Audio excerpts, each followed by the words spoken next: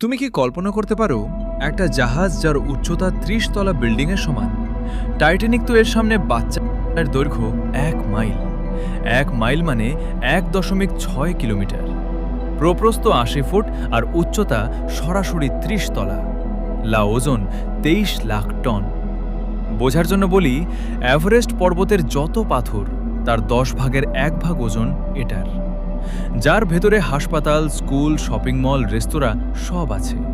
আর ৮০,০০০ মানুষ সারা জীবন ওই জাহাজেই থাকবে। হ্যাঁ, এটা কোনো সিনেমা না, এটা ফ্রিডম শিপ, পৃথিবীর সবচেয়ে পাগলাটে প্রজেক্ট। আজকের ভিডিওতে দেখাবো এই ভাসমান শহরের সব সিক্রেট। ভিডিও শেষ পর্যন্ত দেখো। আমরা এখন যে বড় বড় ক্রুজ শিপ দেখি, যেমন ওয়ান্ডার অফ দ্য সিজ, ওগুলো ২ তলা বিল্ডিংয়ের সমান, কিন্তু এটা ৩২ তলা। প্রশ্ন হলো, এত বড় জিনিস ভাসবে কিভাবে? এটা একটা জাহাজ না, এটা ১৩৪টা আলাদা বার্জ জোড়া দিয়ে বানানো হবে, মানে মডিউল সিস্টেম। এটা শুধু জাহাজ না, এটা পুরো একটা শহর। ৫০,০০০ স্থায়ী বাসিন্দা প্লাস ১০,০০০ ট্যুরিস্ট প্লাস ২০,০০০ স্টাফ, মোট ৮০,০০০। যুক্তরাজ্যের চ্যাথাম শহরের সমান জনসংখ্যা, ১৭,০০০ অ্যাপার্টমেন্ট, তুমি চাইলে কিনেও থাকতে পারবে। দাম $১,০০,০০০ থেকে শুরু। জাহাজের ভেতরেই গবেষণা হাসপাতাল থাকবে, বাচ্চাদের জন্য স্কুল, কলেজ, মানে বাচ্চা জন্ম থেকে বড় হওয়া সব জাহাজে। ২০,০০০ মানুষ জাহাজেই চাকরি করবে। ডাক্তার, টিচার, শেফ, ইঞ্জিনিয়ার, সব পেশার মানুষ লাগবে। সবচেয়ে পাগলাটে ব্যাপার, জাহাজটা পারমাণবিক শক্তিতে চলবে।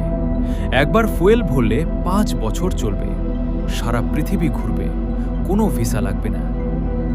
এবার আসি আসল কথায়, দাম কত?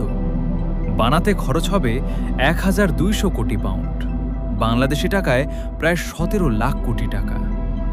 টাইটানিক বানাতে লাগছিল $৭.৫ মিলিয়ন। ফ্রিডম শিপ তার ১৬০ গুণ দামি। বানাতে সময় লাগবে ৩ থেকে ৪ বছর।